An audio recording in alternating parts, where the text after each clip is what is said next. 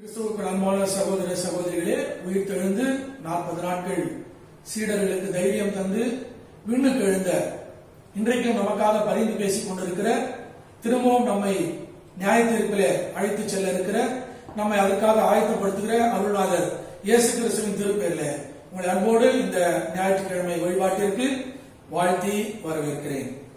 அவனுடைய பிரசனத்தை உணர்ந்து கண்களை மூடி தலைகளை தாழ்த்தி இறைவேண்டல் செய்வோம். எங்கள் அன்பின் ஆண்டவரே, உங்களுடைய அன்பின் பெருக்கத்தினாலே வீழ்ச்சியடைந்த மனுக்குலமாகிய எங்களையும் எங்களோடு இணைந்த படைப்பையும் திருக்குமாரனாம் இயேசு கிறிஸ்துவின் வழியாக நீர் மீட்டெடுத்து விண்ணுக்கு எழுந்து உம்மோடு சேர்ந்து வாழ்கின்ற வாழ்வுக்காக எங்களை எங்களவும் ஆயத்தப்படுத்துகிறீரே, நன்றியோடு துதிக்கிறோம். விண்ணுக்கு எழுந்த ஆண்டவர் தூய ஆவியாராய், தேற்றரவாளனாய், துணையாளராய், கண்டித்து உணர்த்துகிறவராய் இறங்கி எங்களை ஆட்கொண்டு இம்மட்டும் வழிநடத்துகிற கிருபைகளுக்காக நன்றி படைக்கிறோம். அந்த ஆவியரின் மெல்லிய சத்தத்தை, அவருடைய வழி நடத்துதலை நாங்கள் உணரவும், அந்த வழியில் நாங்கள் நடக்கவும், ஆவியாரின் பிள்ளைகளாக வாழவும் எங்களுக்கு அருள்தார். ஆகவே எங்களை அல்ல, தந்தை, மைந்தன், தூய ஆவியராகிய திரியேக கடவுளை உயர்த்தி பிடிக்கின்ற, அவரை முன்னிறுத்துகின்ற எங்களுடைய ஆடம்பரமோ வீண் பெருமையோ அல்ல, ஆண்டவருடைய புகழை, மாட்சிமையை வெளிப்படுத்துகின்ற அடையாளங்களாக நாங்கள் விளங்கும்படியாக இந்த ஆராதனையின் வழியே எங்களை தாழ்த்தவும், எப்போதும் எங்கள் வாழ்க்கையை கடவுளுக்கு முன்பாக தாழ்த்தி நடக்கவும். இந்த உலகத்திலே மனிதரிடத்திலே பெருமை பாராட்டுவதற்காக அல்ல, கடவுளிடத்தில் சேரும் பொழுது, கடவுள் நியாயம் தீர்க்கும் பொழுது, கடவுள் எங்களை விசாரிக்கும் போது ஏற்புடையவர்களாய் விளங்கிய எங்கள் வாழ்க்கையை இந்த வழிபாட்டின் மூலமாய் அமைத்துக் கொள்ள நீர் உதவி செய்ய வேண்டும் என்று எங்களுக்காக இன்றளவும் மன்றாடுகின்ற மகா உத்தம பிரதான ஆசாரியராகிய திருக்குமாரனாகிய இயேசு கிறிஸ்துவின் வழியை தாழ்மையோடு வேண்டிக் கொள்கிறோம் தந்தையே. ஆமென். குமாரனாம் கிறிஸ்துவின் பரமேறுதலை நினைவு கூறுவதில், கொண்டாடுவதன் அடையாளமாக பாமாலையிலே 135வது பாமாலையை எழுந்து நின்று பாடுவோம். Hymn number 135 to celebrate the ascension of the Lord and Savior Jesus Christ. பாமாலை 135. மகிழ் கர்த்தாவின் மந்தாயே, ஏதோ கம்பீரத்துடனே பரத்துக்குள் ஆதிபதி எழுந்து போன தாழ்த்துதி. வேணோர் கோழாம கீழ்ச்சியாய் கொண்டாடி மாவ நக்கமாய் பணிந்து இயேசு சுவாமிக்கு ஆராதனை செலுத்திற்று. கர்த்தாதி கர்த்தர் நமக்கு தலைவரானார் என்பது பரத்தின் தூதருக்கெல்லாம் விசேஷித்த சந்தோஷமாம். ஆயேசு தேவ மைந்தனே, கர்த்தாபர்த்தா முதல்வரே, ஆடியார் நெஞ்சு உமக்கு என்றும் மோதினம் ஆனது. வேணோரை போல் மன்னோர்களே, நாம் ஆண்டவரை என்றுமே அன்பாக கூடி பாடுங்கள், அவரின் மேன்மை கூறுங்கள்.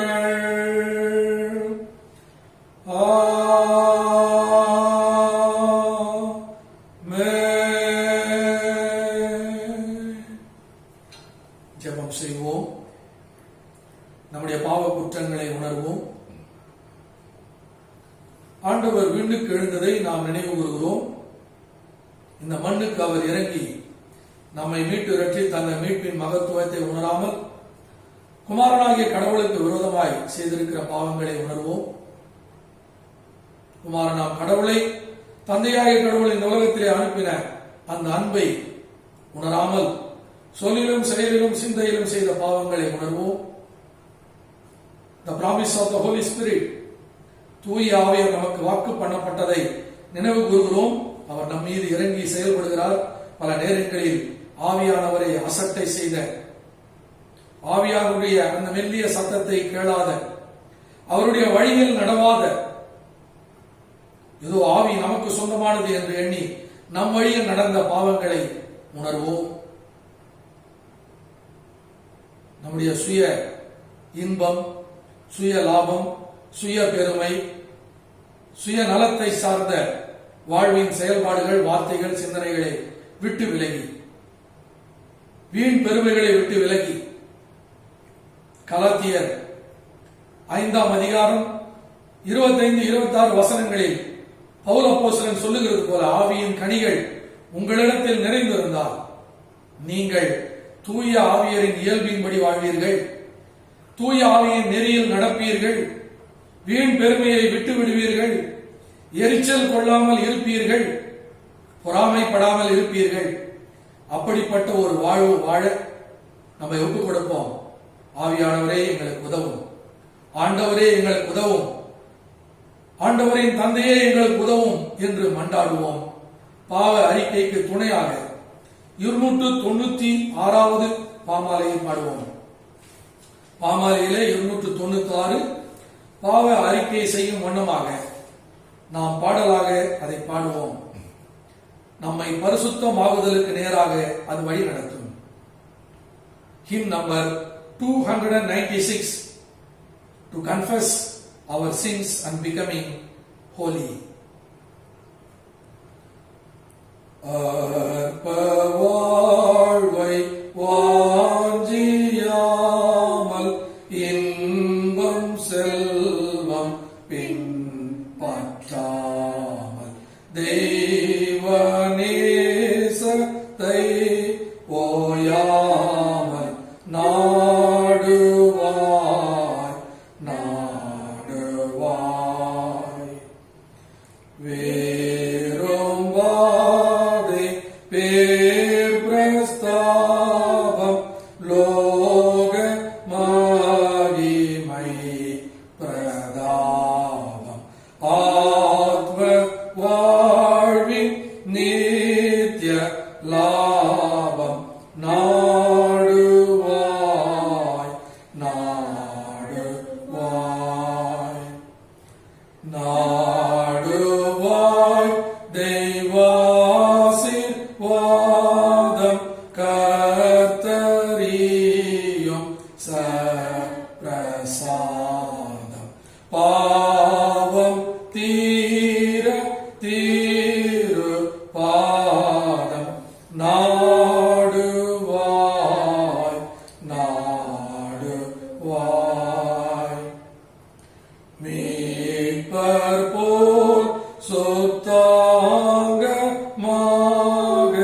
தாழ்மையோடு சாந்தமாக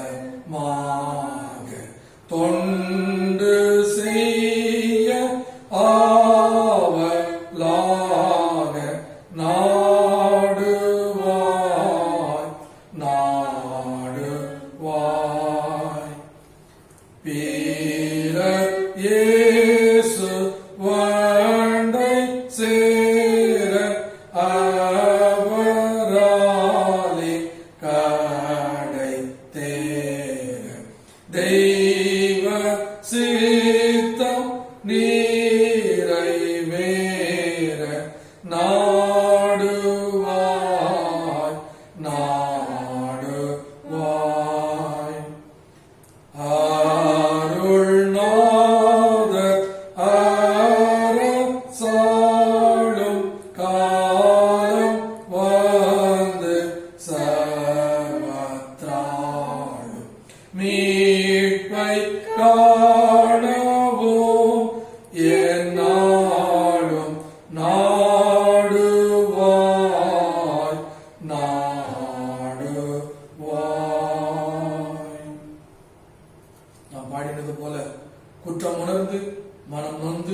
பாவங்களை அறிக்கையிட்டு புது வாழ்வு பெற காத்திருக்கிறோம். புது வாழ்வு தர ஆண்டவர் ஆயத்தமாயிருக்கிறார். பாவ மன்னிப்பின் நிச்சயத்தை பெறுவோம். சர்வ வல்லமையும் மிகுந்த இரக்கமும் உள்ள ஆண்டவர் பாவ மன்னிப்பை, பாவ நிவர்த்தியை நமக்கு கட்டளையிட்டருளி நம் வாழ்க்கையை சீர்படுத்துவதற்கான காலத்தையும் தமது தூய ஆவியின், பரிசுத்த ஆவியின் கிருபையும் தேற்றுதலையும் தந்தருள்வாராக. ஆமென். அமர்வோம். இன்றைக்குரிய திருமறை பகுதி 4 பாடங்கள் உள்ளன. யோவேல் 2ஆம் அதிகாரம் 28 முதல் 32 வசனங்கள் முதல் திருமறை பகுதி. 2ஆம் திருமறை பகுதி கலாத்தியர் 5 22 முதல் 26. சங்கீதமாக 42ஆம் சங்கீதம். நாம் எதை நாட வேண்டும்? மானானது நீரோடைகளை வாஞ்சித்து கதறுவது போல நான் கடவுளே, என் ஆத்துமா உம்மை நோக்கி, உம்முடைய பீடத்தை நோக்கி, உம்முடைய பிரசன்னத்தை நோக்கி வாஞ்சித்து கதறுகிறது. ஆகவே எதை நாட வேண்டும் என்று சொல்லுகிற அந்த சங்கீதம். நற்செய்தி பாடமாக யோவான் 14:15 முதல் 21 வசனங்கள். யோவான் 14:15 முதல் 21. அதை மாத்திரம் திருமறை பகுதியாக நான் வாசிக்கிறேன். Though we have 4 readings, due to time factor, I read the gospel portion recorded in the gospel according to St. John, chapter 14, verses beginning from 15 to 21. யோவான் 14:15 முதல் 21 வரை. நீங்கள் என் மீது அன்பு கொண்டிருந்தால் என் கட்டளைகளை கடைபிடிப்பீர்கள். உங்களோடு என்றும் இருக்கும்படி மற்றொரு துணையாளரை உங்களுக்கு தருமாறு நான் தந்தையிடம் கேட்பேன். தந்தை அவரை உங்களுக்கு அருள்வார். அவரே உண்மையை வெளிப்படுத்தும் தூய ஆவியார். உலகம் அவரை ஏற்றுக்கொள்ள இயலாது, ஏனெனில் அது அவரை காண்பதும் இல்லை, அறிவதும் இல்லை. நீங்கள் அவரை அறிந்திருக்கிறீர்கள், ஏனெனில் அவர் உங்களோடு தங்கி இருக்கிறார், உங்களுக்கு உள்ளும் இருக்கிறார். நான் உங்களை திக்கற்றவர்களாக விடமாட்டேன், உங்களிடம் திரும்பி வருவேன். இன்னும் சிறிது காலத்தில் உலகம் என்னை காணாது, ஆனால் நீங்கள் என்னை காண்பீர்கள். ஏனெனில் நான் வாழ்கிறேன், நீங்களும் வாழ்வீர்கள். நான் தந்தை உள்ளும், நீங்கள் என் உள்ளும், நான் உங்களுள்ளும் இருப்பதை அந்நாளில் நீங்கள் அறிந்து கொள்வீர்கள். என் கட்டளைகளை ஏற்று கடைபிடிப்பவர் என் மீது அன்பு கொண்டுள்ளார். என் மீது அன்பு கொள்பவர் மீது தந்தையும் அன்பு கொள்வார். நானும் அவர் மீது அன்பு கொண்டு அவருக்கு என்னை வெளிப்படுத்துவேன் என்பதே. பாடம் முடிந்தது. கிறிஸ்துவே உமக்கே மாட்சிமை உண்டாவதாக. ஆண்டவருடைய சத்தியத்தை கேட்கும்படியாக நம்மை ஒப்புக் கொடுப்போம். ஆண்டவருடைய திருவசனங்களை கேட்கும்படியாக கண்களை மூடி தலைகளை தாழ்த்தி இறைவேண்டல் செய்வோம். எங்களை நேசிக்கிற அன்புள்ள ஆண்டவரே, நாங்கள் வீழ்ந்து போன போது மனுக்குலம் அனைத்தையும் படைப்பு அனைத்தையும் மீட்டுக் கொள்ளும்படியாக திருக்குமாரனாம் இயேசுவாக இறங்கி வந்தவரே, மீட்டு விடுதலை செய்தவரே, சமத்துவத்தையும் நீதியையும் அன்பையும் இணக்கத்தையும் உண்டாக்கினவரே, பரத்துக்கு மறுபடியும் ஏறி உம்மோடு கூட நாங்கள் இருக்கும்படியாக எங்களை அழைக்கிறவரே, எங்களுக்காக பரிந்து பேசுகிறவரே, மீண்டும் இறங்கி வந்து நியாய தீர்ப்பின் வழியாக எங்களை அழைத்துக் கொள்கிறவரே, அந்த நியாய தீர்ப்புக்கு நாங்கள் ஆயத்தமுள்ளவர்களாய் விளங்குவோம். வீழ்ந்து போன மனுக்குலமாகிய நாங்கள் உம்மாலே உயர்த்தப்பட்டு உம்மோடு கூட விண்ணுக்கு எழும் நாள் மட்டும் தேவரீர் இந்த அருட்செய்தியின் மூலமாய் ஆற்றல் பெற, ஞானம் பெற, ஆவியார் துணையால் நிரப்பப்பட, உண்மையில் நீதியில் நேர்மையில் நிலைத்திருக்க எங்களுக்கு அருள் புரிய வேண்டும் என்று பரத்துக்கு எடுத்துக் கொள்ளப்பட்ட எங்கள் அருள்நாதர் தூய ஆவியராய் இறங்கி எங்கள் மீது பொழிந்தரப்பட்டிருக்கிற அந்த உன்னத கிருபையில் வேண்டிக் கொள்கிறோம் சுவாமி. ஆமென். கிறிஸ்துவுக்குள் எனக்கு மிகவும் பிரியமானவர்களே, இந்த ஒரு வாரத்திற்குள்ளாக 2 முக்கியமான நிகழ்ச்சிகள் திருச்சபை வரலாற்றில் நடைபெறுகின்றன. ஆண்டவராகிய இயேசு கிறிஸ்து உயிர்த்தெழுந்து 40 நாட்கள் தம் சீடரோடு தங்கியிருந்து மரத்துக்கு எடுத்துக் கொள்ளப்பட்டார். இந்த ஆண்டு ஏப்ரல் 12ஆம் தேதி ஞாயிற்றுக்கிழமை ஆண்டவருடைய உயிர்ப்பை நாம் கொண்டாடினோம், ஈஸ்டர் திருநாள். அதிலிருந்து 40 நாட்களை கணக்கிடுவோமானால் மே மாதம் 21ஆம் தேதி ஆண்டவர் விண்ணுக்கு எழுந்த திருநாள், the celebration of the ascension of the Lord. அவர் விண்ணுக்கு எழுதல், பரமேறுதல், அதை நாம் கொண்டாடுகின்றோம். அதுபோலவே தூய ஆவியர் இறங்குகின்ற வருகையை, தூய ஆவியருடைய வருகையை எதிர்பார்க்கின்ற திருநாளை இந்த மே மாதம் 24ஆம் தேதி ஞாயிற்றுக்கிழமையில் நாம் கொண்டாடுகின்றோம். So the exalting Christ, விண்ணுக்கு எழுவதை கொண்டாடுவது, அந்த descension of the Holy Spirit, promise of the Holy Spirit, தூய ஆவியர் என்னும் வாக்குறுதி, தூய ஆவியர் இறங்குவதை கொண்டாடுவதையும் இந்த சிந்தனைகளிலே, இந்த ஓய்வு நாளிலே நாம் சிந்திக்க இருக்கிறோம். So the ascension of the Son of God and the descension of the Holy Spirit, இரண்டையும் இணைத்து ஒரு அருட்செய்தியாகவும் வழிபாடாகவும் நாம் இதை அனுசரிக்கின்றோம். ஒரு ஞாயிறு பள்ளி வகுப்பிலே ஒரு மாணவர் என்னை கேட்டது, what was the condition if Adam and Eve would not have eaten the sinful fruit? பாவம் செய்ய தூண்டுகின்ற அல்லது பாவத்திற்கு விளைவான, கீழ்ப்படியாமைக்கு ஏதுவான அந்த கனியை ஆதாமும் ஏவாளும் உண்ணாவிட்டால் அவர்களுடைய நிலை என்ன, அவர்கள் எப்படி இருந்திருப்பார்கள்? The answer of the teacher was nothing. அப்பொழுது அந்த மாணவர் வியப்புகிறார், why do you say nothing? ஏன் ஒன்றுமில்லை என்று சொல்லுகிறீர்கள் என்று. அப்போது அந்த ஆசிரியர் சொல்லுகிறார், yes, their status would have been maintained. அவர்கள் எந்த நிலைமையில் இருந்தார்களோ அதே நிலைமையில் இருந்திருப்பார்கள் என்று அந்த ஞாயிறு பள்ளி ஆசிரியர் சொல்கிறார். அப்பொழுது அந்த மாணவன் கேட்கிறார், அவர்கள் எந்த நிலைமையில் இருந்தார்கள்? What was their status or the state of being? அப்பொழுது ஆசிரியர் சொல்கிறார், it was a glorious state of being. ஒரு சிறந்த நிலையில் அவர்கள் இருந்தார்கள். அதற்கு சில குறிப்புகளை அந்த ஆசிரியர் சொல்கிறார். தொடக்க நூல் ஆதியாகமம் 1:27 படி, கடவுள் சாயலில், கடவுள் வடிவில், கடவுளுடைய தன்மைகளில், இந்த நேச்சர் ஆஃப் காட், இந்த இமேஜ் ஆஃப் காட் அவர்கள் படைக்கப்பட்டார்கள். So they were called divine beings. நாம் வீழ்ச்சி அடையாமல் இருந்திருந்தால் தெய்வீக மனிதர்களாக இருந்திருப்போம், தேவ மனிதர்களாக இருந்திருப்போம். நாம் வீழ்ச்சி அடைந்ததால் வீழ்த்தப்பட்ட மனுக்குலமாக மாறிவிட்டோம். In God's image, with all God's attributes and also the values and nature of God. ஆகவே ஆசிரியர் அவரிடத்தில் சொன்னது, they would have been divine beings. அவர்கள் தெய்வீக மனிதர்களாக, கடவுளுக்கு ஒப்பானவர்களாக இருந்திருப்பார்கள். அவர்கள் மறுபடியும் குறிப்பிட்டு சொன்ன வசனம் ஆதியாகமம் தொடக்க நூல் 2:7, இன்டர்கனெக்டட் பீயிங்ஸ். மனிதன் மண்ணோடு தொடர்புடையவன். அந்த மண்ணினால் மனிதனை உருவாக்கி இயற்கைக்கும் மனிதனுக்கும் ஒரு நல்ல தெய்வீக உறவு கடவுளால் ஏற்படுத்தப்பட்டது. இன்றைக்கு அந்த உறவை நாம் இழந்து போனோம் வீழ்ச்சியினால். விண்ணிலிருந்து நாம் இறங்கிவிட்டோம்.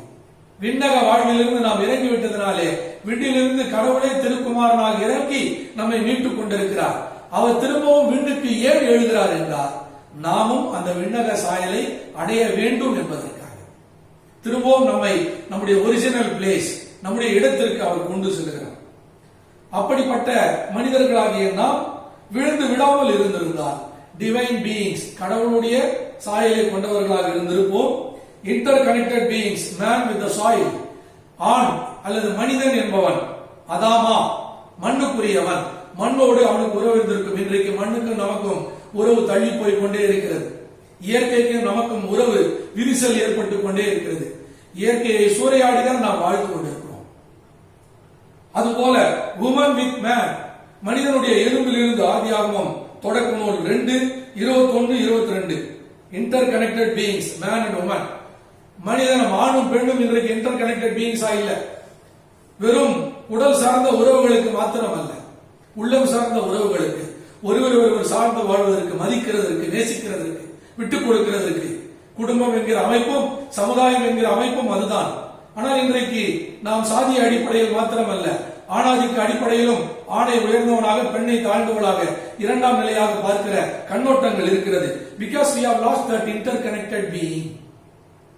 அந்த உறவை, அந்த ஒருவர் இணைந்த இசைந்த அந்த உறவை நாம் இழந்து விட்டோம். நாம் அந்த கனியை புசிக்காமல் இருந்திருந்தால், பாவம் செய்து வீழ்ச்சி அடையாமல் இருந்திருந்தால் அப்படிப்பட்ட நல்ல உறவில் இருந்திருப்போம். இன்றைக்கு ஆணாதிக்கம் போன்ற பல தகவல்களை, உயர்ந்தவர் தாழ்ந்தவர் என்ற தகவல்களை நாம் பின்பற்றுவோமானால் நாம் வீழ்ந்து போன மனுக்குலமே. ஆண்டவர் கிறிஸ்து என்னை மீட்டுக் கொண்டார், நான் அவரோடு பரத்துக்கு எடுத்துக் கொள்ளப்படுவேன், ஆனா உலகத்தில் இந்த ஏற்றத்தாழ்வுலாம் நான் பார்ப்பேன். அப்படி பார்ப்போமானால் நாம் வீழ்ந்து போன மனுக்குலம் தான். அந்த ஆசிரியர் முதலில் சொன்னது டிவைன் பீயிங், கடவுள் சாயல், கடவுளுக்குரிய தன்மைகள் நமக்கு இருக்க வேண்டும். இரண்டாவது இன்டர் கனெக்டட் பீயிங்ஸ், வீழ்ந்து போன மனுக்குலம் திரும்பவும் கடவுளோடும் சக மனிதரோடும் ஆண் பெண்ணோடும் பெண் ஆணோடும் சமமான மதிப்பு நிலையில இயங்கவும் இசைந்து இணைந்து வாழவும் வேண்டும். இயற்கையோடு இசைந்து இணைந்து வாழ வேண்டும். இயற்கையை சமமாக மதிக்க வேண்டும். மூன்றாவது அந்த ஆசிரியர் சொன்னது அத்தாரிட்டி வித் ரெஸ்பான்சிபிலிட்டி பீயிங், அதிகாரமும், ஆதியாகமம் 1:28 படி எல்லாவற்றையும் ஆண்டு கொள்ளுகிற ஆளுகை செலுத்துகின்ற ஒரு அதிகாரம், அதே நேரத்தில் 2:15 படி அதை பொறுப்போடு கூட பண்படுத்த பாதுகாக்க. இன்றைக்கு அத்தாரிட்டியை வைத்துக் கொண்டு ரெஸ்பான்சிபிலிட்டியை விட்டுவிடுகின்ற அதிகாரங்களை நாம் எங்கும் பார்க்கிறோம். அந்த அதிகாரம் கடவுளுக்கு ஏற்ற அதிகாரம் இல்லை. அந்த மனித அதிகாரத்தை கடவுள் ஏற்றுக்கொள்வதில்லை. Authority with responsibility, responsibility with authority. அதே நேரம் அந்த பொறுப்பிலே கடவுள் கொடுத்த சில அதிகாரங்களும் இருக்கின்றன. எல்லாவற்றுக்கும் மேலான அதிகாரி கடவுளே. அந்த ஆசிரியர் அன்றைக்கு, அந்த மாணவன் நான் தான், என்னுடைய ஆசிரியரை நான் கேட்டேன், மனிதன் நாம் அந்த கனியை சாப்பிடாமல் இருந்திருந்தால், ஒருவேளை என்னுடைய இன்டர்மீடியட் அல்லது சீனியர் வகுப்பிலே நான் இந்த கேள்வியை கேட்டேன் என்று எண்ணுகிறேன். நான் ஞாயிறு பள்ளி மாணவனாக கேட்ட கேள்விக்கு என்னுடைய ஆசிரியர் சொன்ன பதில் இதுதான்: நீ கடவுளுக்கு ஒத்த சாயலில் இருந்திருப்பாய், நீ சக மனிதரோடு கடவுளோடு உடன் படைப்புகளோடு இணைந்த ஒரு உன்னதமான வாழ்க்கையை வாழ்ந்திருப்பாய். இன்றைக்கு அதை நீ இழந்து விட்டாய். அதுபோல உனக்கு கடவுள் தந்த அதிகாரத்தை பொறுப்போடு கூட நீ பயன்படுத்தி இருப்பாய், ஆனால் இன்றைக்கு நீ அதை இழந்து விட்டாய் என்று அவர்கள் எனக்கு விளக்கி சொன்னார்கள். பிரியமானவர்களே, கிறிஸ்து விண்ணுக்கு எழுந்த திருநாளை நாம் கொண்டாடுவோம். தூய ஆவியர் இறங்கி வர வேண்டும் என்பதையும் திருச்சபை நினைவு கூறுகிறது. இன்றைக்கு ஆவியர் நம் மீது இறங்கி இருக்கிறார், அது உண்மைதான், நம்மோடு இருக்கிறார், நம் உள்ளில் இருக்கிறார். ஆனால் திருச்சபை இந்த இரண்டையும் இந்த வாரத்தில் நினைவு கூறுகிறது. The ascension of Christ and the descension of the Holy Spirit or the promise of the Spirit. இந்த இரண்டையும் இணைத்து பார்த்து ஒரு சுருக்கமான நற்செய்தியை உங்களோடு நான் பகிர்ந்து கொள்கிறேன். Why God descended? Because he has to ascend us. நம்மை அவர் விண்ணுக்கு ஏற்றும்படியாக அவர் மண்ணுக்கு இறங்கினார். அவருடைய விண்ணுக்கு எழுதல், ஏன் அவர் பரமேறினார்? அவர் பரத்துக்கு ஏறி நமக்காக ஆயத்தம் செய்து அவரோடு சேர்ந்து வாழ்கின்ற வாழ்க்கை, இழந்து போன தன்மைகளை எல்லாம், இழந்து போன உறவுகளை எல்லாம், இழந்து போன வாழ்வை எல்லாம் மறுபடியும் நமக்கு கொடுக்கிறதுக்காக. இந்த உலகம் அனித்தியமானது, நிரந்தரம் இல்லாதது. அந்த நித்தியமான வாழ்வை நாம் அடைய மாட்டோம். அனித்தியமான இந்த உலகத்திலே நித்திய வாழ்வுக்கு ஏற்றவர்களாக வாழ வேண்டும். சிலர் என்ன நினைக்கிறார்கள், இந்த உலகத்தில் நீ எப்படி வேணா வாழலாம், கடைசி நேரத்தில் மனம் திரும்பி நித்திய வாழ்வை பெறலாம், பெற முடியாது. இந்த உலகத்தில் ஒரு வாழ்க்கை, பரலோகத்தில் வேற வாழ்க்கை வாழ முடியாது. பரலோக வாழ்க்கையை எப்படி நாம் எழுதுகிறோமோ அப்படி இந்த உலகத்திலே வாழ வேண்டும். We have to live that kind of exemplary life like Jesus Christ on this earth. நம்முடைய நாம் நம்புகிற உயிர்த்தெழுந்த என்றும் வாழ்கின்ற ஆண்டவர் இயேசுவை போல வாழ வேண்டும். அவர் பெண்களோடு எப்படி இணக்கமாக வாழ்ந்தார், அவர்கள் எப்படி மதித்தார், இயற்கை எப்படி மதித்தார், கடவுளோடு எப்படி உறவு கொண்டிருந்தார், இவைகளையெல்லாம் நாம் பார்க்க வேண்டும். அதுபோல நம்முடைய வாழ்க்கையை முன்மாதிரியாக நாம் அழைத்துக் கொள்ள வேண்டும். விசுவாச அறிக்கையை சில வார்த்தைகளை சொல்லி நான் இன்றைக்குரிய திருமறை பகுதி கடந்து செல்கிறேன். விசுவாச அறிக்கையை நாம் சொல்லுகிறோம். அப்போஸ்தலர் விசுவாச அறிக்கை: மரித்து அடக்கம் பண்ணப்பட்டு பாதாளத்தில் இறங்கினார், 3ஆம் நாள் மரித்தோரிடத்திலிருந்து எழுந்தருளினார், பரமண்டலத்துக்கு ஏறி பிதாவின் வலது பாரசத்தில் வீற்றிருக்கிறார், அவிடத்திலிருந்து உயிருள்ளோரை மருத்துவரை நியாயந்திருக்க வருவார், பரிசுத்த ஆவியையும் விசுவாசிக்கிறேன். The descension of the Spirit and the ascension of Christ linked. நியாயந்திருக்க வருவார், உயிருள்ளோரையும் மரித்தோரையும் நியாயந்திருக்க வருவார். நிச்சயம் அவர் நிச்சயமாக வருவதற்காக அவர் விண்ணுக்கு எழுதினார். ஏன் ஆண்டவர் விண்ணுக்கு எழ வேண்டும்? அவர் செய்த பணியை நாம் தொடர்ந்து செய்ய நம்மிடத்தில் அந்த பொறுப்பை விட்டிருக்கிறார். நாம் தொடர்ந்து செய்ய வேண்டாம். அவர் மறுபடியும் வரும் வரை நாம் செய்கிறோமா? நீங்களும் நானும். அவர் மறுபடியும் அவருடைய இடத்திலே நம்மை அழைத்துக் கொள்ளும்படியாக அவர் விண்ணுக்கு எழுந்திருக்கிறார். இழந்து போன சாயலை நமக்கு கொடுத்து விட்டு அவருடைய பணியை தொடர்ந்து செய்ய பலர் என்னிடத்திலே கேட்கிற கேள்வி, ஆண்டவர் ஏன் இவ்வளவு லேட் பண்றாரு ஐயா, 2000 வருஷம், அதனாலதான் நாம எல்லாம் கெட்டு போயிடுறோம், அவரு அவகாசம் கொடுக்காம இருந்தா நல்லா இருந்திருக்கும். ஆண்டவர் எப்போதும் நமக்கு பொது அறிவை, நுண்ணறிவை, பகுத்தறிவை கொடுத்திருக்கிறார். நல்லது எது, தீமை எது, நமக்கு வாய்ப்பு கொடுக்கிறார், வாழ்வதற்கு வாய்ப்பு கொடுக்கிறார். அந்த வாழ்க்கையில் we have to choose life. எங்களுக்கு இறையல் நடத்தின தமிழ்நாடு இறையல் கல்லூரிய மிக பெரும் பேராசிரியர் ஒருவர், ஜெர்மனியா நாட்டை சேர்ந்த டாக்டர் ரெவரண்ட் டாக்டர் பாஸ்வி லங்கா அவர்கள், அவர் அடிக்கடி சொல்வது சூஸ் லைஃப் நாட் டெத். வாழ்வதற்கு ஆசைப்படு, மரணத்திற்கு ஆசைப்படாது என்று சொல்லுவார். நாம் வாழ்வதற்கு ஆசைப்படுகிறோம், ஆனால் நாம் செய்கிற செயல் எல்லாம் வீழ்ச்சியின் செயலாக, மற்றவர்களை வீழ்த்துகின்ற செயலாக, வாழ்க்கையை முடிக்கின்ற செயலாகவே இருக்கிறது. ஆகவே ஆண்டவர் விண்ணுக்கு எழுவது அதற்காகத்தான், நம்மை உயர்த்துவதற்காக. தூய ஆவியர் மண்ணுக்கு இறங்குவது எதற்காக, நம் மீது இறங்குவது எதற்காக, அதை ஏன் நாம் நினைவு கூறுகிறோம்? அவர் நம்மை அந்த ஆண்டவருடைய வாழ்வுக்கு நேராக நடத்துவதற்காக. ஆகவே இந்த இரண்டையும் இணைத்து யோவான் 14ஆம் அதிகாரத்தின் 15 முதல் 21 வசனங்களில் அடங்கியுள்ள செய்தியை உங்களோடு நான் பகிர்ந்து கொள்கிறேன். அதை தொடர்புபடுத்தி முதல் திருமறை பாடமான யோவேல் 2:28 முதல் 32, கலாத்தியர் 5:22 முதல் 26 மற்றும் சங்கீதம் 42ஐயும் கோடிட்டு காட்ட நான் விரும்புகிறேன். யோவான் 16ஆம் அதிகாரம் 7ஆம் வசனத்தில் சொல்லுகிறது, ஆண்டவருடைய விண்ணுக்கு எழுதலும் தூய ஆவிய தேற்றரவாளனுடைய மண்ணுக்கு இறங்குதலும் இரண்டும் ஒன்றோடு ஒன்று தொடர்புடையது. தி ascension of Christ or the exaltation of Christ and the promise of the Holy Spirit or the descension of the Holy Spirit, both should happen simultaneously. இரண்டும் நிகழ வேண்டும், ஒன்றோடு ஒன்று சார்புடைய செயல்கள். யோவான் 16:7 இயேசுநாதர் தம்முடைய சீடர்களுக்கு சிலுவைக்கு போகும் முன்பதாக கடைசியாக சொல்வது, நான் உங்களிடம் சொல்வது உண்மையே, I tell you the truth. நான் போவதால் நீங்கள் பயனடைவீர்கள். You will be benefited if I go. When I go, நான் அசெண்ட் ஆவதனாலே உங்களுக்கு நல்ல பயன் கிடைக்கும். என்ன பயன்? நான் போகாவிட்டால் துணையாளர் உங்களிடம் வரமாட்டார். The companion, the Paracletos will not come to you. உங்களிடம் வரமாட்டார். நான் போனால் அவரை உங்களிடம் அனுப்புவேன், நான் போய்தான் அவரை உங்களிடத்தில் அனுப்புவேன் என்று ஆண்டவர் சொல்லுகிறார். ஆகவே அவர்தான் வர வேண்டும். தூய ஆவியர் நம்மோடு இருக்கிறார். திருத்துவ ஞாயிறு வரும்போது கடவுளும் தந்தையும் மகனும் தூய ஆவியரும் எப்படி ஒன்றாக இருக்கிறார்கள் என்பதை நாம் புரிந்து கொள்வோம். மகன் தான் தூய ஆவி. குமாரனாகிய கிறிஸ்து சரீர பிரகாரமாக தங்களோடு எப்போதும் இருக்க வேண்டும் என்று சீடர் விரும்பினார்கள். குமாரனாகிய கடவுள் சொல்கிறார், நான் தான் அவர், நானே தூய ஆவியர். என்னை காண்கிறவர் தந்தையை காண்கிறார். நான் போனால் தூய ஆவியர் வருவார். மூவரும் ஒருவரே. இதை புரிந்து கொள்ளத்தான் 1 யோவான் 5:7-8 சொல்லுகிறது, பரலோகத்தில் மூவர் சான்று பகர்கிறார்கள், தந்தை, வார்த்தை, தூய ஆவி. பூலோகத்தில் 3 பேர் சான்று பகர்கிறார்கள். அவர்கள் யார்? ஆவி, ஜலம், ரத்தம் என்று பழைய மொழிபெயர்ப்பில் இருக்கிறது. பவர் மொழிபெயர்ப்பில், புது மொழிபெயர்ப்பில் ஆவி, தண்ணீர், ரத்தம் என்று சொல்லப்படுகிறது. நம்முடைய ஆளுமை முழுவதும் ஆவி இருக்கிறது. நம்முடைய உடம்புல எங்க ஆவி இருக்கு, உயிர் எங்க இருக்கு? எல்லா இடத்துலயும் இருக்கு. எந்த ஊருக்கு விட்டாலும் நம்ம போயிடும். நம்ம உடம்புல ரத்தம் எங்க இருக்கு? உடல் முழுவதும் இருக்கிறது. அதுபோல தண்ணீர் எங்க இருக்கிறது? உடல் முழுவதும் இருக்கிறது. ஆகவே அந்த தண்ணீர் படைப்பின் அடையாளமான தந்தை, அந்த ரத்தம் சிந்திய மீட்பராகிய கிறிஸ்து, அந்த ஆவி தூய ஆவி, மூவரும் ஒன்று என்பதற்கு நாமே சாட்சி. ஆகவே குமாரனை காண்கிறவர்கள் ஆவியரை காண்பார்கள். குமாரன் போனால் ஆவியர் வருவார். குமாரனே தான் ஆவியராக இறங்கி இருக்கிறார், நம்மோடு இப்பொழுது இடைப்பட்டுக் கொண்டிருக்கிறார்.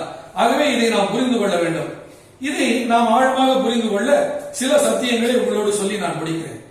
யோவான் 16ஆம் அதிகாரம், அதிலே சில சத்தியங்களை உங்களோடு நான் பகிர்ந்து கொள்ள விரும்புகிறேன்.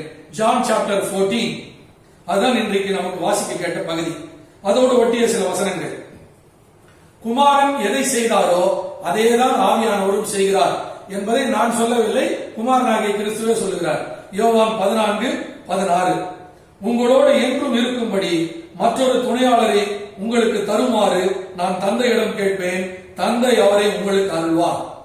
எந்த தந்தையாகிய கடவுள் குமாரனை தந்தாரோ அதே தந்தையாகிய கடவுள் தான் ஆவியானவரையும் தருகிறார். It is a continuity of companionship. குமாரன் எப்படி தந்தையால் அருளப்பட்டாரோ அப்படியே ஆவியரும் அருளப்படுகிறார். குமாரன் எப்படி நமக்கு துணையாக இருந்தாரோ அப்படியே ஆவியானவரும் இருக்கிறார். நிச்சயமான வார்த்தைகள், ஆழமான சத்தியங்கள், செய்திகள். 17ஆம் வசனம் ரொம்ப அழகா இருக்கு. அவரே உண்மையை வெளிப்படுத்தும் தூய ஆவியானவர். It's a continuity of truth. குமாரன் எப்படி சத்தியத்தை போதித்தாரோ ஆவியானவரும் சத்தியத்தை தான் போதிப்பார். அவரும் சத்தியமே, சத்தியத்தை தான் வெளிப்படுத்துவார். உலகம் அவரை ஏற்றுக்கொள்ள இயலாது. குமாரனை உலகம் எப்படி ஏத்துக்கலையோ அப்படியே ஆவியானவரே உலகம் ஏத்துக்காது. ஆனால் நாம் அப்படி செய்யக்கூடாது. நாம் ஏற்றுக்கொள்ள வேண்டும். ஆவியானவர் தான் குமாரன், ஆவியானவர் தான் பிதா. நாம் ஏற்றுக்கொண்டோம், ஆனால் அவர் நம்முள் சத்தியமாக இருக்கிறார். அதுபோல உலகம் அவரை காண்பதும் இல்லை, அறிவதும் இல்லை. நீங்களோ அவரை அறிந்திருக்கிறீர்கள். அவர் உங்களோடு தங்கி இருக்கிறார், உங்களுக்குள்ளும் இருக்கிறார். குமாரன் எப்படி நம்மோடும் நமக்குள்ளும் இருக்கிறாரோ அப்படியே தூய ஆவியானவரும் நம்மோடும் நமக்குள்ளும் இருக்கிறார்.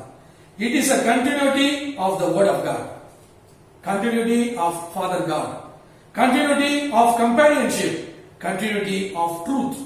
I continue to read. Continuity of indwelling, நமக்குள் இருக்கிற வாசம் செய்கிற தந்தை, மகன், அதே போல தூய ஆவியானவர். When we expect the promise of the Holy Spirit, descension of the Holy Spirit, we also believe in the ascension of Christ. கிறிஸ்து விண்ணுக்கு எழுவாரானால் தூய ஆவியார் மண்ணுக்கு இறங்குகிறார்.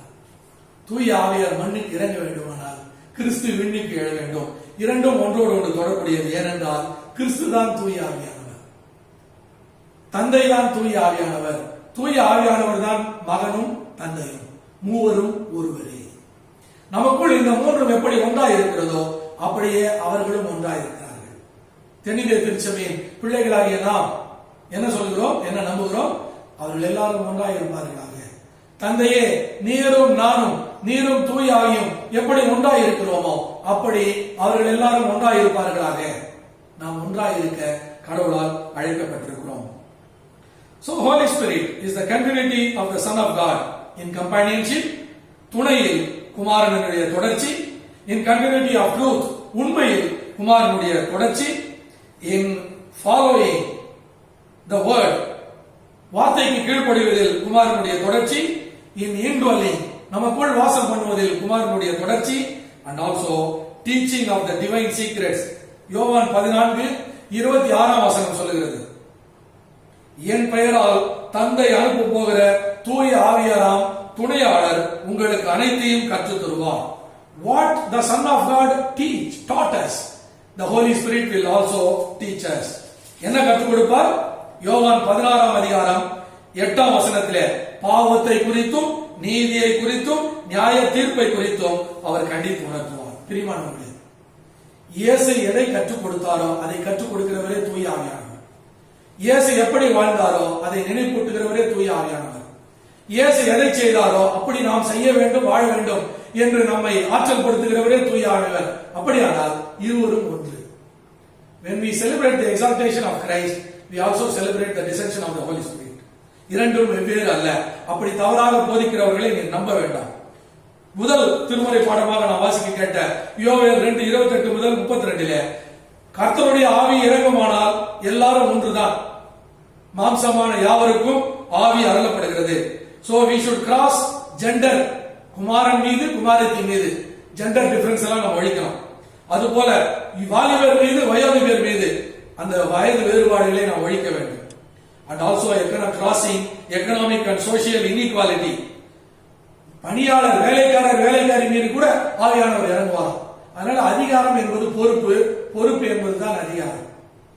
அதனால எந்த விதமான அதிகாரத்தை ஒழித்து விடுவதுதான் சமத்துவ ஆவியானவர். எந்த விதமான பால் வேறுபாடுகளை ஒழித்து விடுவதுதான் சமத்துவ ஆவியானவர். எந்த விதமான வயது வேறுபாடுகளை ஒழித்து ஒருவர் மதிப்பதுதான் சமத்துவ ஆவியானவர். ஈகாலிட்டேரியன் ஸ்பிரிட், அதுதான் அது.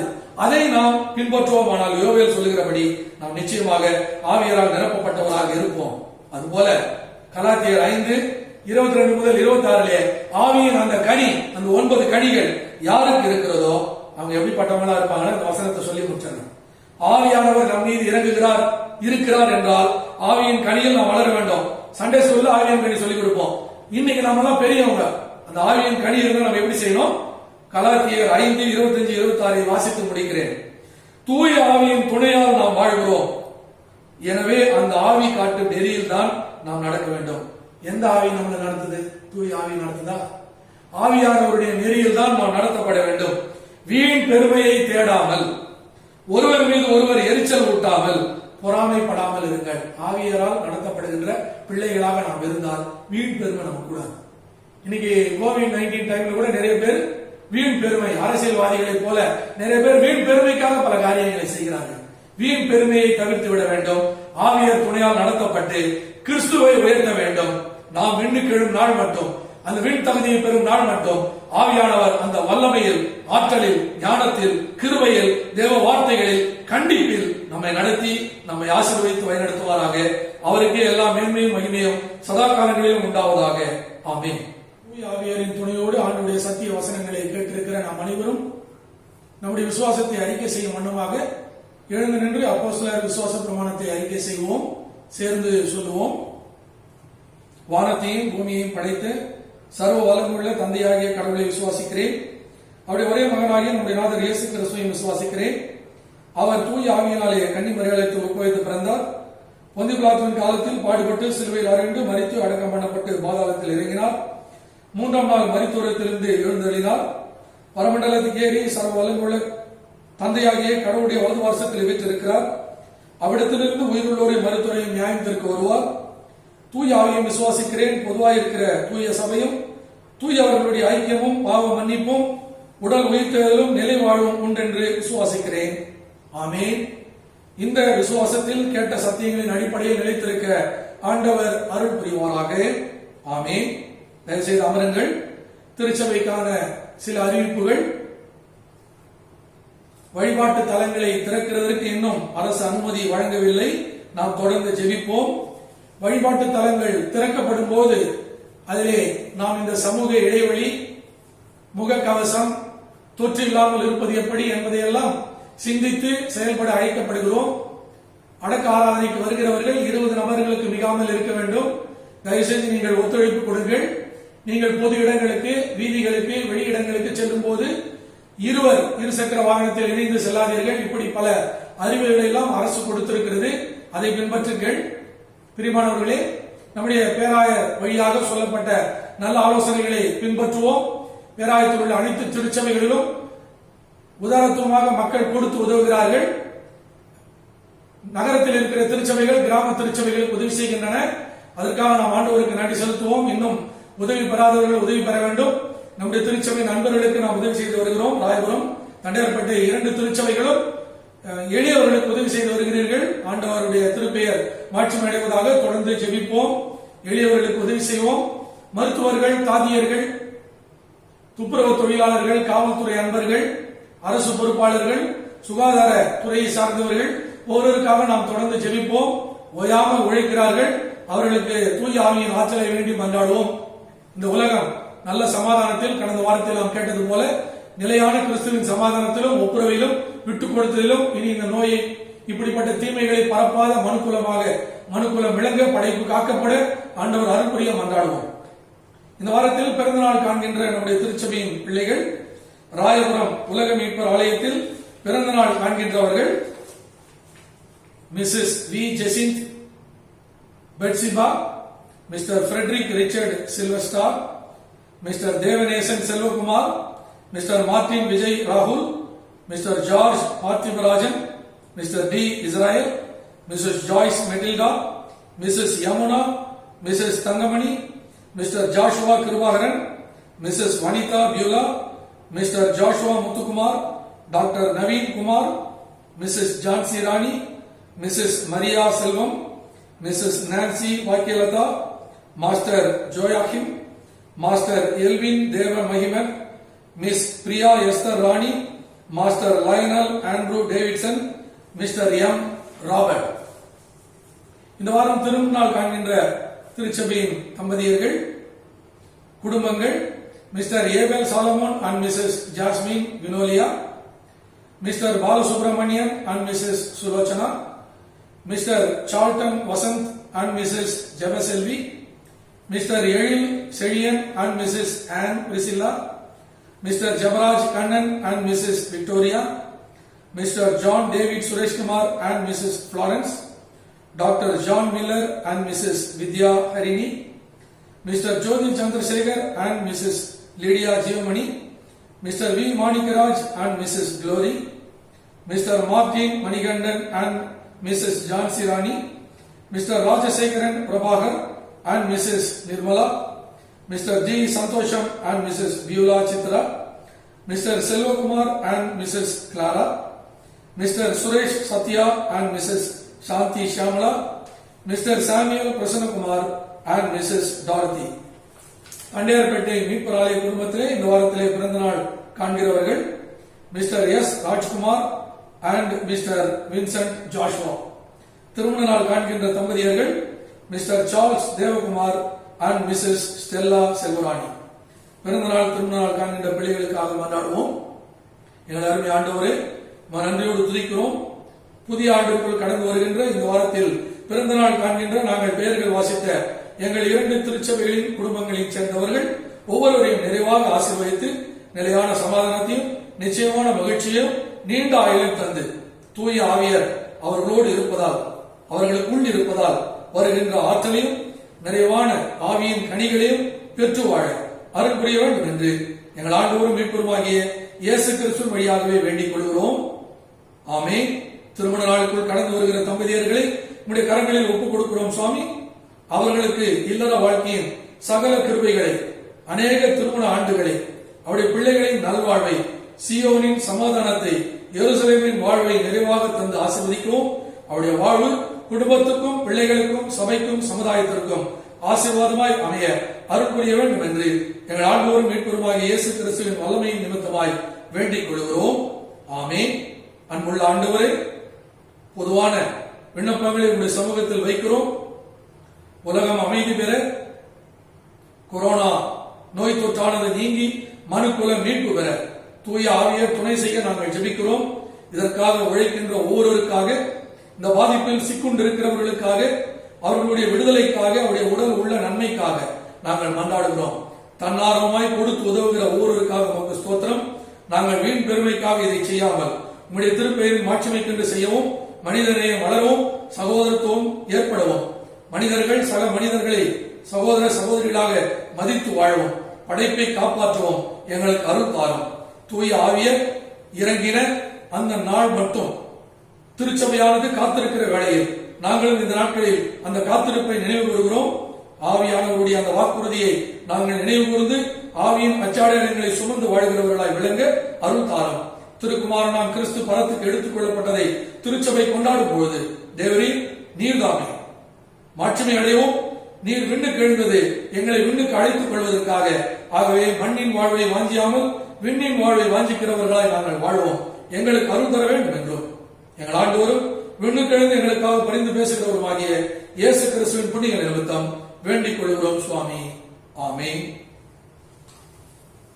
ஆண்டவருடைய திருப்பெயரை மாட்சிமைப்படுத்தி நமக்கு கரங்களில் கொடுக்கப்பட்டுள்ள உண்டியல்களில் காணிக்கைகளை படைக்கும்படியாக கீர்த்தனையிலே 101வது கீர்த்தனையை பாடுவோம். வரவேண்டும் பரணாவியே, இறங்கும் சுடராய் மேவியே. 101ஆம் கீர்த்தனை.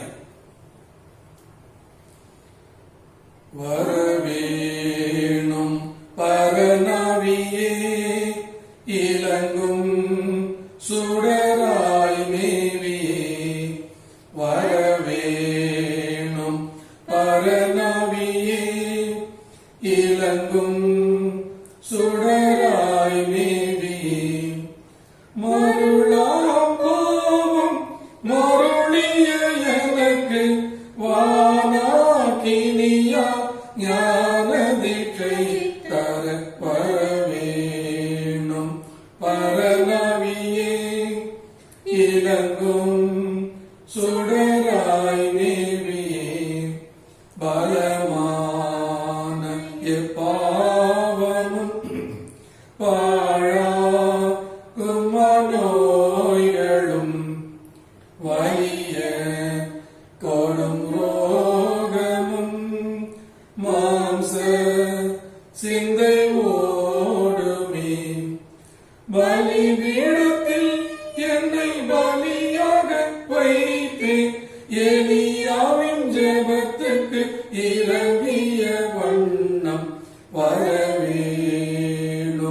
பரநாவியே இலங்கும் சுடராய் மேவியே என்றன் பவம் யாவையும் எரிக்கும் வகை தேடியும் எங்கும் இந்த லோகத்தில் ஏத்தி யுமி காண்கிறேன் என்றும் செயலாம் தியாகம் முடியா நின்றே வாரா இனி வரவேணும் வரவேணும் பரநாவியே இலங்கும் சுடராய் மேவியே கூடிக்கொள் பாவமும் அடியோடி துளை தேடும் கருத்தான் கொள்ளும் தோஷமும் சாம்பலாக செய்திடும் அடிவிசை காற்றுக்கு பரந்தோடும் சாம்பல் போல் அடியே இயேசுவை கருதினம் பணி செய்ய வரவேணும் பரநாவியே இலங்கும் சுடராய் மேவியே வரவேணும் பரநாவியே இலங்கும் சுடராய் மேவியே. ஜெபம் செய்வோம். வாரும் தூய ஆவியரே, இப்படி நாம் ஜெபிக்கும் போது ஆவியர் வரவில்லையா என்று அநேகர் கேட்கலாம். ஆவியர் இறங்குவதை அவருடைய வருகையை எதிர்பார்க்கின்ற காலமாக திருச்சபை இந்த காலத்தை கொண்டாடுவதனாலே நம் மீது இறங்கி நம்மோடு செயல்படுகின்ற ஆவியானவருடைய தொடர் சத்தத்தை, அவருடைய வழியை நாம் பின்பற்றும்படியாக கீழ்ப்படியும்படியாக நம்மை ஒப்புக் கொடுப்போம். தந்தையும் மைந்தரும் தூய ஆவியரும் ஒன்று என்பதை உணர்ந்த திரு ஏக கடவுளோடு மனுக்குலமும் மனுக்குலத்தோடு படைப்பனைத்தும் ஒரு குடும்பமாய் இருக்கிறது என்பதை உணர்ந்து பார்த்து ஆண்டவர் இயேசு கற்று தந்த ஜெபத்தை குடும்ப ஜெபமாய் சேர்ந்து சொல்லுவோம். பரமண்டலங்கள் இருக்கிற எங்கள் பிதாவே, உம்முடைய நாமம் பரிசுத்தப்படுவதாக, உம்முடைய ராஜ்யம் பெறுவதாக, உம்முடைய சித்தம் பரமண்டலத்திலே செய்யப்படுகிறது போல பூமியிலேயும் செய்யப்படுவதாக. அன்றன்றுள்ள எங்கள் அப்பத்தை எங்களுக்கு இன்று தாரும். எங்களுக்கு விரோதமாய் குற்றம் செய்கிறவர்களுக்கு நாங்கள் மன்னிக்கிறது போல எங்கள் குற்றங்களை எங்களுக்கு மன்னியும். எங்களை சோதனைக்குள் பிரவேசிக்க பண்ணாமல் தீமையிலிருந்து எங்களை ரட்சித்துக் கொள்ளும். ராஜ்யமும் வல்லமையும் மகிமையும் என்றென்றைக்கும் உம்முடையவைகளே. ஆமென். ஆண்டவருடைய ஆசியை தூய ஆவியின் வல்லமையினால் பெற்றுக்கொள்ள நம்மை நாமே ஒப்புக் கொடுப்போம். மண்ணுக்கு இறங்கி நம்மை மீட்டு ரட்சித்து விண்ணுக்கு எழுந்து நமக்காக இன்றளவும் பரிந்து பேசிக் கொண்டிருக்கிற நம்முடைய ஆண்டவராகிய இயேசு கிறிஸ்துவுடைய அருளும் திருக்குமாரனும் இயேசுவை நமக்கு இந்த மண்ணிலே தந்து நம்மை மீட்டுக் கொள்ள தெய்வீக அன்பை பொழிந்தருளின அந்த தந்தையாகிய கடவுளின் மாறாத அன்பு, சத்திய ஆவியாகிய தேற்றரவாளராகிய துணையாளராகிய பாவத்தை நீதியை நியாய தீர்ப்பை கண்டித்து உணர்த்தி ஆவியின் வழியில் நம்மை வழிநடத்த தூண்டுகின்ற நம்மை நிரப்புகின்ற தூய ஆவியின் வல்லமையுள்ள ஐக்கியமும் ஆற்றலும் நாம் அனைவரோடும், நம்முடைய திருச்சபை குடும்பங்களோடும், நாம் ஜெபித்திருக்கிற அனைத்து மக்களோடும், படைப்பனைத்தோடும் கிறிஸ்துவின் இறுதி வருகை மட்டும் நீங்காமல் நிலைத்திருப்பதாக. ஆமென். ஆமென்.